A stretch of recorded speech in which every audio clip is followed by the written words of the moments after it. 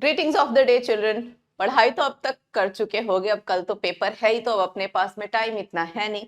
अब बस एक लास्ट मिनट जो होता है ना, एक क्विक रिवीजन हो सकता है। एक तरफ पूरे जिंदगी सॉरी पूरे साल जो हमने पढ़ाई करी वो एक तरफ, और अब ये जो लास्ट मिनट के प्रेपरेशन है ना, ये इसका एक अपना ही मजा होता है। मजा उठाओ खूब, परेशान बिल्कुल मत हो। और थोड़े से ये लास्ट मिनट के मैं कुछ 10 टिप्स आपको समझाने जा रही हूँ, जिससे कि हम बायोलॉजी पेपर में कहीं कोई कमी नहीं रखेंगे। कहने का मतलब देखो, पढ़ाई हमने अच्छे से कर रखी है, जो जो सिखाया जैसे जैसे बताया आपको, आपने वैसा किया है, पढ़ा है, आई नो। लेकिन ये सारा नॉलेज किस काम का अगर हमने इस नॉलेज को प्रॉपर डायरेक्शन में एग्जीक्यूट नहीं किया। समझ रहे हो आप? तो प्रॉपर डायरेक्शन में इस नॉलेज को एग्जीक्यूट करना भी जरूरी है, ताकि हमारा जो टारगेट है 70 आउट ऑफ 70 वो कहीं से भी ना चूके। समझ रहे हो? अपने को वो टारगेट करना है कि ठीक है, पढ़ाई कर ली, सारा नॉलेज है, अब उसको हम किस तरीके से अपने आंसर पेपर पे प्रेजेंट करेंगे, थोड़ा सा वो भी समझ ले, तो कहीं कोई लूप होल नहीं रहेगा, कहीं कोई लक्यूना नहीं रहेगा कि हाँ यहाँ हमारे से गलती हो गई। राइट? तो थोड़े से वो टॉप 10 टिप्स देख लेते हैं, ताकि हम बायोलॉजी के पेपर में अच्छे से एक्सेल कर सके। क्या है वो टिप्स? सबसे पहला टिप है, read the questions very carefully. Questions पढ़ना बहुत ज्यादा जरूरी है। यहाँ पे एक टिप मैं दूंगी कि कोई भी क्वेश्चन को ना बहुत ध्यान से पढ़ना, और 2 बार पढ़ना, 3 बार पढ़ना। हर क्वेश्चन में आप एक सस्पिशियस सी नजर रखना कि ये क्वेश्चन इतना सीधा कैसे हो सकता है। कुछ सीधा नहीं होगा, कहीं ना कहीं वो ट्विस्ट होगा। एक कुछ क्वेश्चंस आपको सीधे सपाटे मिलेंगे, लेकिन आप तो 2-3 बार पढ़ के ये श्योर कर लेना कि हाँ ये पूछ जो रहा है यही पूछ रहा है, मुझे ये इसका आंसर ये लिखना है तो यही लिखना है। ऐसे फटाफट फटाफट, क्योंकि बच्चों प्रॉब्लम क्या है, हमारे सबकॉन्शियस माइंड में बैठा रहता है ये चीज, तो हम उसी थोड़ा सा पढ़ते हैं, वो वर्ड दिखा और जो माइंड में बैठा है उसके अकॉर्डिंग हमने लिख दिया। फॉर एग्जाम्पल मैंने आपको बताया था ना कि ह्यूमन जीनोम प्रोजेक्ट के जो रिजल्ट आया था साइलेंट फीचर्स, उसमें लिखा हुआ है 3164.7 मिलियन बेस पेयर। तो ये नंबर आपकी बुक में लिखा हुआ है। अब बच्चों का क्या याद रहता है? बच्चों को ये नंबर याद रहते हैं। आगे मिलियन बेस पेयर है, लेकिन एग्जाम में जब एमसीक्यू दिया था तो मिलियन बेसिस दे दिया था। अब ये क्लिक नहीं होता बच्चों के दिमाग में भरा हुआ है कि हाँ ये नंबर सही है तो ठीक है, सही है आंसर। तो ऐसे मत करना, ऐसी तरह के एरर्स होने के खूब चांसेस रहते हैं, क्योंकि हमारे दिमाग में रहता है कि ये नंबर है तो है, तो ये मत करना। ओके? तो बार बार क्वेश्चन को ध्यान से पढ़ना, और उसके लिए आपको अपना सेकंड टिप है कि utilise the reading time very carefully. जो 15 मिनट्स का आपका रीडिंग टाइम है, दैट इज 10:15 पे क्वेश्चन पेपर आ जाएगा, 10:30 पे आपको आंसर शीट में लिखना अलाउ हो जाएगा। आंसर शीट तो आपको 10 बजे ही दे देते हैं, लेकिन लिखने का अलाउ 10:30 से है। तो वो जो 15 मिनट का गैप है ना, उसको ध्यान से पढ़ना, खास करके जो केस बेस्ड क्वेश्चंस होते हैं उन पे खास नजर, क्योंकि वो इलेबोरेटेड क्वेश्चन होते हैं, उसके डिटेल को पढ़ना बहुत जरूरी होता है। केस बेस्ड क्वेश्चंस के डिटेल को बहुत ध्यान से पढ़ना, क्योंकि उसमें ग्राफिकल जितने भी लंबे लंबे क्वेश्चंस है ना, उनको बार बार ध्यान से उस रीडिंग टाइम में पढ़ लेना। जैसे 5 मार्क वाला हो गया, केस बेस्ड हो गया, या फिर 3 मार्क में भी कभी कर क्या है, ग्राफिकल वाले क्वेश्चंस दे देते हैं और स्टडी करो और फिर आंसर करो। तो इस तरह के क्वेश्चंस पे ज्यादा फोकस करना कि इनको हमें बार बार पढ़ना है। तो रीडिंग टाइम वेस्ट मत करना, अच्छे से पढ़ना है। स्पेशली किन क्वेश्चंस को ध्यान से पढ़ना है वो बता दिया मैंने। थर्ड पॉइंट है आपका, you leave ample space between the answers, यानी कि अच्छा खासा स्पेस रखना। ठीक है?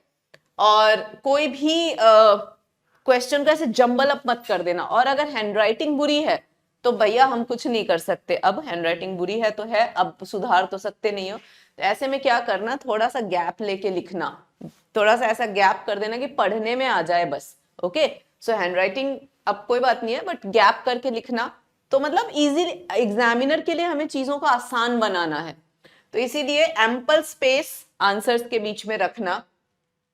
सबसे important, use more of biological terms, जितना हो सके बायोलॉजिकल टर्म यूज करना। जैसे for example what is perisperm, तो perisperm is the remnant of nucellus, ये आपका बुक में लिखा हुआ है। अब आपको रेमनेंट याद नहीं आ रहा तो आपने लिख दिया the left over part of nucellus. तो फर्क आ रहा नहीं आ रहा है? आप इंग्लिश में बोल रहे हो, एक बायोलॉजी में बोल रहे हो। थोड़ा सा मतलब कोशिश करना कि जितना हो सके बुक में जो बायोलॉजिकल टर्म यूज करे गए हैं उनको हम लिखें, समझे?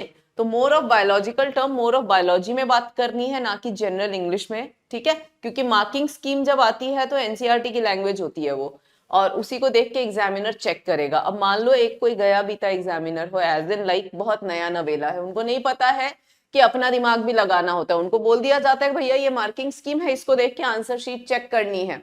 और खुदा ना खास्ता ऐसे एग्जामिनर को आपका पेपर मिल गया तो वो तो मार्कशीट मार्किंग स्कीम देखेगा और उसी को देख के बस लिखता जाएगा, तो उसको मार्किंग स्कीम में रेमनेंट दिख रहा है, आपने लेफ्ट ओवर लिखा है तो फिर ठीक है, उसको नहीं समझ आया काट दिया। ये भी चांसेस हैं, तो हमें चांस नहीं लेना। हम क्या करेंगे, हम तो बायोलॉजिकल टर्म्स ही लिखेंगे।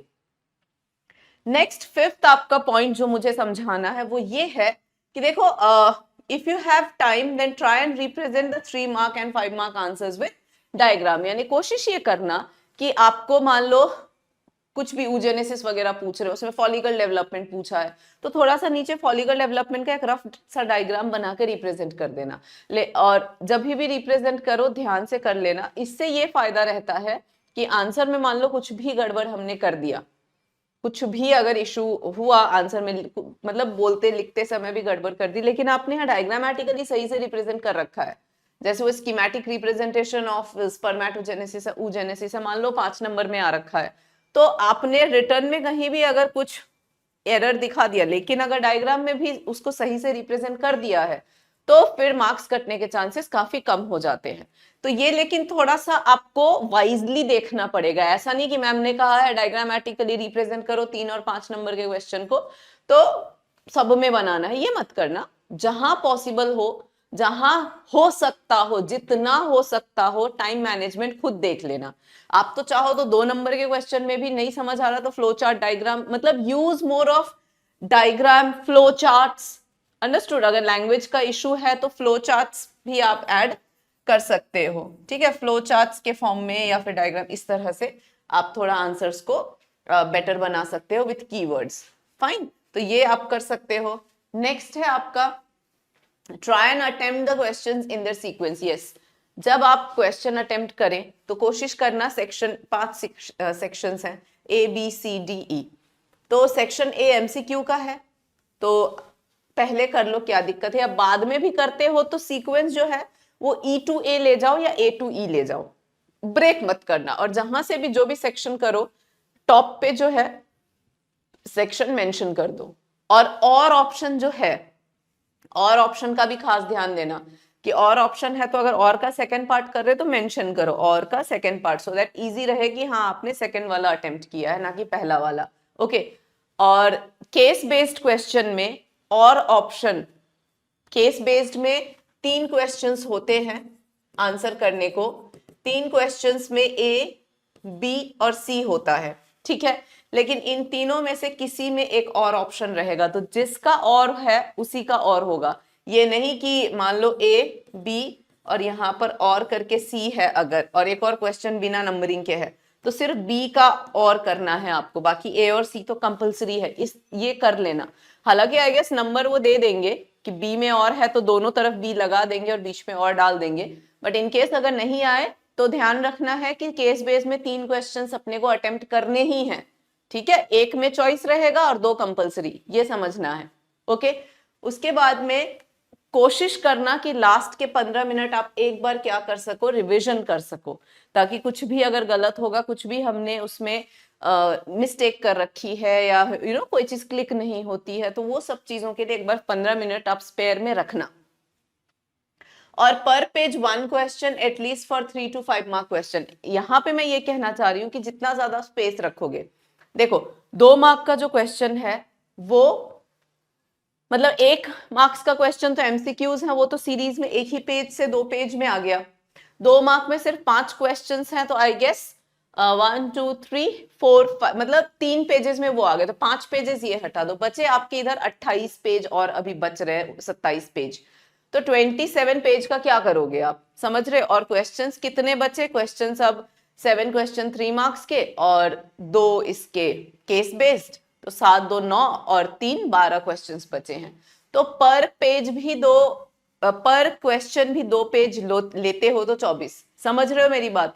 तो ऐसे करके यूज एम्पल स्पेस। पहले सेक्शन एमसीक्यू और 2 मार्क्स के लिए बहुत सारा, मतलब स्पेस अच्छे से लेना, लेकिन उसके लिए पर पेज 1 क्वेश्चन की जरूरत नहीं है। 3 मार्क्स ऑनवर्ड पर पेज 1 या फिर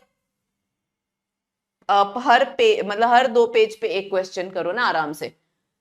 जैसे एक पेज पे आपने लिख दिया डिटेल अच्छे से, आराम से, मतलब क्लैरिटी से, दूसरे पे डायग्राम बना दिया, करो, यूज करो पेज। जब दिया है तो क्यों नहीं करना? इससे क्या रहेगा, क्लैरिटी बनी रहेगी और आपको बार बार वो लाइन खींचने की जरूरत नहीं पड़ेगी, क्योंकि ऑब्वियसली एक पेज पे एक ही क्वेश्चन है, तो लाइन बनाने की टेंशन नहीं, तो वो आपका टाइम सेव हो जाएगा। समझ रहे हो? कीवर्ड अंडरलाइनिंग, ये तो मैंने हमेशा से बोला है, आप एग्जामिनर को वही दिखाओ जो आप दिखाना चाहते हो। इसीलिए जितने भी की पॉइंट्स हैं उनको अंडरलाइन कर दो, जिससे कि चेकिंग भी आसान हो जाए और आपके भी वारे न्यारे हो जाए, क्योंकि आप वही दिखा रहे हो। नजर actually by default he human psyche है कि अगर अंडरलाइन रहते हैं कीवर्ड्स तो फिर नजरें भी वही जाती हैं। तो कर लेना ये काम। तो इंस्टेड ऑफ ड्रॉइंग लाइंस आप पेजेस यूज करो ना, और उससे क्या है, लाइन ड्राइंग का काम आपका बचता है, तो फिर कीवर्ड्स अंडरलाइन करने का टाइम मिल जाएगा। और पेंसिल्स को हमेशा यूज करना डायग्राम के लिए, और जब भी डायग्राम बनाओ तो क्या करेंगे, बिना लेबलिंग के बायो में डायग्राम वेस्ट है। तो डायग्राम अगर आप बनाते हैं तो प्लीज उसको जो बेसिक लेबलिंग होती है ना, वो तो जरूर से कर देना। बिना लेबलिंग के डायग्राम वेस्ट ही रहेगा। तो अच्छे से लेबल कर लेना और पेंसिल से ही करना, जिससे कि डायग्राम की क्वालिटी मेंटेन रहे। तो इस तरीके से जहां डायग्राम बोला है वहां तो बच्चों बहुत अच्छे से बनाना है, और जहां आप अपने तरफ से बनाना चाह रहे हो तो वहां पे थोड़ा रफ भी बना दो तो चलेगा, क्योंकि क्वेश्चन में ऑफिशियली बोला नहीं गया है कि आप डायग्राम बनाओ। तो आप डायग्रामेटिकली रिप्रेजेंट करना चाहते हो अपने आंसर को तो बनाओ, लेकिन लेबल जरूर करना। और टेक्स्ट तो जरूरी है, ऐसा नहीं कि मैम ने डायग्राम से बोला है तो सिर्फ डायग्राम बना के आ जाए, नो। जहां पर डायग्राम नहीं बोला गया है वहां टेक्स्ट तो लिखो, शॉर्ट में, फ्लो चार्ट में, जैसा भी, और डायग्राम से सपोर्ट कर दो, ऐसे बोला है मैंने। तो इस तरीके से आप जो है बायोलॉजी के एग्जाम में बिल्कुल एस कर सकते हो, बिल्कुल एक्सेल कर सकते हो, कोई दिक्कत नहीं है। तो ये कुछ लास्ट मिनट 10 टिप्स है जिनको यूज कर लेना, क्योंकि देखो मैंने बार बार वही कह रही हूँ कि नॉलेज ठीक है, अच्छी बात है कि आपका अभी सब तैयार हो आप कल के लिए, लेकिन इस तरह से अगर एग्जीक्यूट कर दोगे तो it will be cherry on the cake वाली बात है ना। तो बच्चों ज्यादा टाइम नहीं लेंगे, ये है आपके 10 टिप्स जो आपको बायोलॉजी में लिटरली फ्लरिश करवा देगा कल। आप इनको फॉलो करो और मेरे पास जल्दी से आओ कि हाँ मैम बायो का पेपर बहुत अच्छा हुआ, ये सुनना है मुझे, ठीक है? चलो अब पढ़ाई करो। All the very best for tomorrow's exam. एकदम मतलब दिल से दुआ है कि आप बहुत अच्छा करके आओगे, पक्का से। बस हमारी तरफ से team competition wishes you all the best for your biology paper and all the papers rather. Thank you.